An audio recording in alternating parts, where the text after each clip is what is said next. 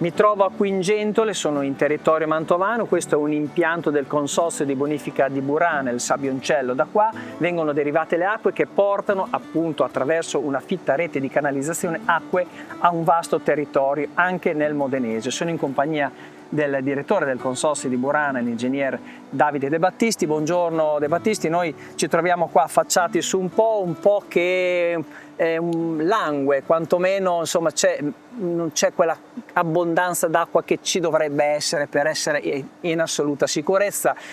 Abbiamo comunque passato annate ancora peggiori. Allora, ingegnere, qua vedo tanta sabbia, quindi il livello del Po si è assolutamente abbassato, non siamo ancora a livelli critici come dicevo, però è una situazione che mette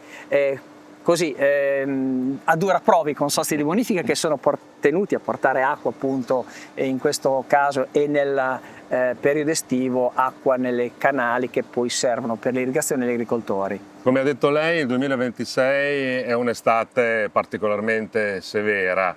Le condizioni di portata nel grande fiume sono veramente ai minimi storici, stiamo parlando di valori al di sotto dei 200 metri cubi al secondo e quindi, come puoi immaginare, voglio dire, anche la quota appunto di prelievo della risorsa è particolarmente depressa. L'impianto di Sabbioncello, uno degli impianti principali del Consorzio Burana, che dà la possibilità di sollevare la risorsa per irrigare un territorio molto ampio. Stiamo parlando di 60.000 ettari che si distribuiscono sulla buona parte della pianura modenese, su una fetta anche della pianura appunto mantovana, per arrivare fino al territorio ferrarese. Quindi interessiamo 3 province, quindi come le dicevo un territorio veramente molto vasto, e con queste acque quindi andiamo ad irrigare zone molto importanti dove abbiamo appunto culture particolarmente pregiate. È risaputo che il territorio servito appunto da Burana presenta DOP e DGP di altissimo valore.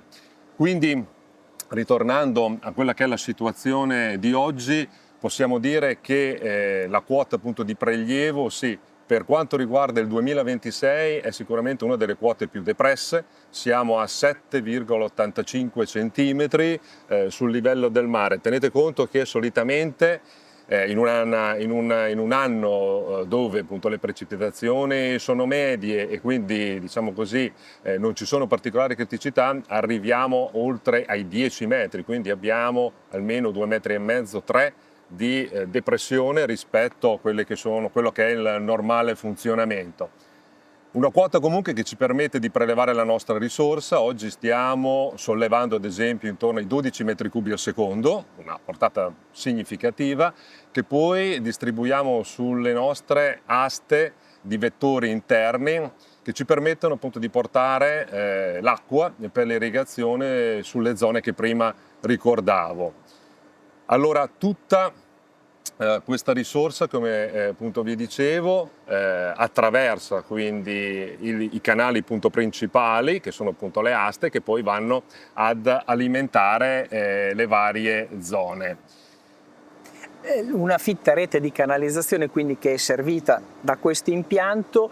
Accennavo prima al fatto che nel 2022 la situazione è stata anche più critica, che però è stata affrontata, diciamo, bene, nel senso che la stagione si è conclusa senza mettere, o quantomeno ha messo in difficoltà, però siete riusciti comunque a risolvere. Quest'anno c'è un po' di margine, trattandosi anche di un periodo in cui molte colture sono già a fine, diciamo, maturazione, quindi ormai l'apporto irriguo è inferiore rispetto ad esempio a un luglio o un giugno, se ho ben capito, ingegnere. Sì.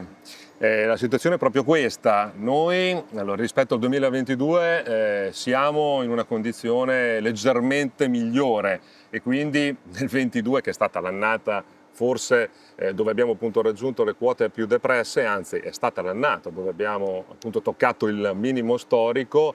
Ad oggi siamo quindi leggermente più in alto. Questo vuol dire avere un po' di margine, qualche decina appunto di centimetri che sicuramente non guastano. Questo va ad unirsi con quanto ricordavo sul fatto che oggi siamo il 12 di agosto, quindi ormai tante colture sono già arrivate in fase di maturazione e non hanno più l'esigenza di essere irrigate, pertanto le richieste vanno via via riducendosi. Certo è che non si sono annullate, perché abbiamo ancora le orticoli di vaste zone, tutta la parte dei frutteti, dei vigneti ancora che hanno bisogno di irrigazioni di soccorso. Pertanto sì, la situazione è severa, abbiamo però questo elemento che ci mette, diciamo così, un po' più in tranquillità, proprio legato al fatto che la stagione irrigua sta andando verso il termine, non è ancora terminato, perché come sapete dobbiamo raggiungere settembre per poter dire che insomma i fabbisogni vanno appunto a ridursi in maniera significativa. Quindi dicevo, si sta appunto riducendo e quindi insomma le due cose abbinate ci dovrebbero far dormire tranquilli. Noi siamo su questa terrazza dove vediamo appunto le idrovore, gli impianti di sollevamento. Qua quando il Po è, diciamo, in piena abbiamo un'acqua che arriva molto in alto, quindi qua si sommerge tutto quanto, quindi è un altro colpo d'occhio. Sì, è un altro colpo d'occhio. Vediamo appunto qua le condotte di aspirazione delle macchine. L'impianto Sabbioncello è dotato di 6 idrovore da 3,5 metri. Quando parlo di 3,5 metri stiamo parlando di metri cubi al secondo, che vengono appunto quindi prelevati dal fiume. Oggi vediamo appunto le paratoie che sono proprio nella testa delle bocche di aspirazione, che solitamente sono sommerse, perché come vi dicevo oggi siamo a 7,85, ma la quota media è intorno ai 10 e quindi quei 2,5 metri, 3 che solitamente appunto abbiamo sopra il livello attuale fanno sì che l'acqua sia più in alto e quindi le parti meccaniche siano sommerse, come è sommersa anche, come vedete, una parte del fondo del fiume, certo, che oggi, voglio dire, viene ad essere scoperto, quindi si è ristretto l'alveo ed ampie porzioni appunto di sabbia, soprattutto adesso guardavo leggermente più a valle. Stiamo parlando di alcune decine di metri che normalmente non si vedono. Ingegnere, esatto. Noi potremmo fare così, magari ci spostiamo dall'impianto, facciamo 2 passi sulla sabbia, sì, che non è proprio il bagnasciuga del mare, però insomma può dare quest'idea, così ci rendiamo conto di persone di qual è la situazione del fiume. Molto volentieri, grazie.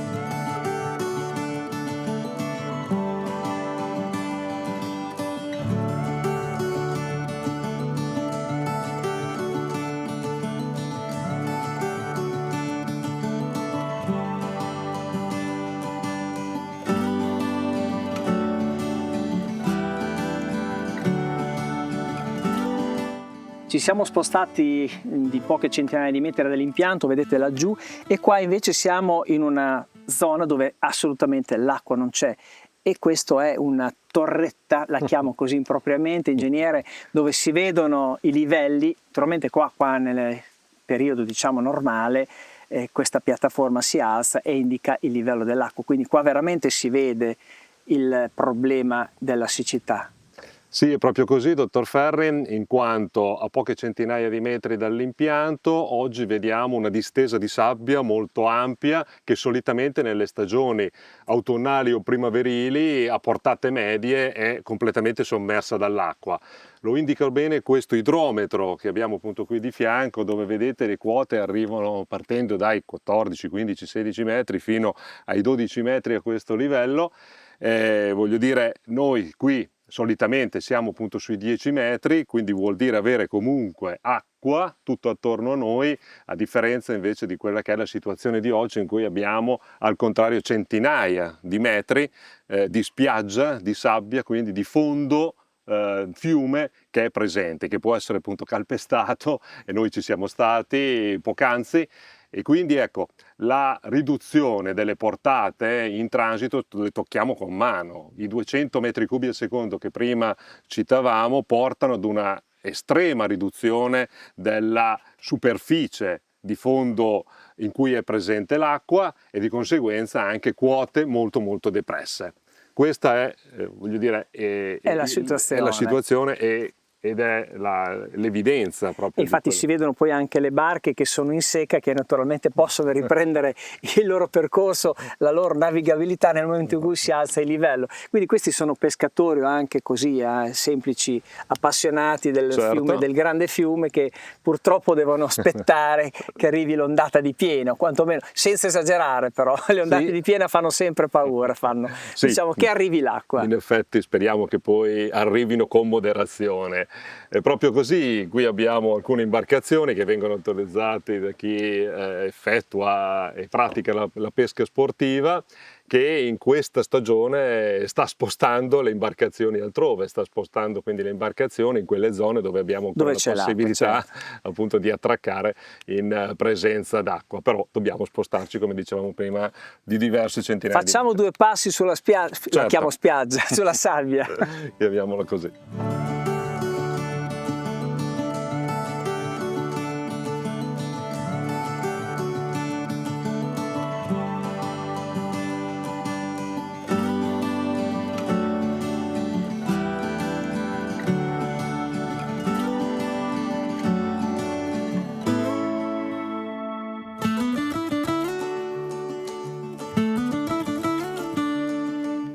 Qui sono parecchi mesi, parecchi giorni che non c'è acqua, lo si denota da queste malerbe, insomma, che sono cresciute, quindi vuol dire che l'acqua è un po' che non c'è.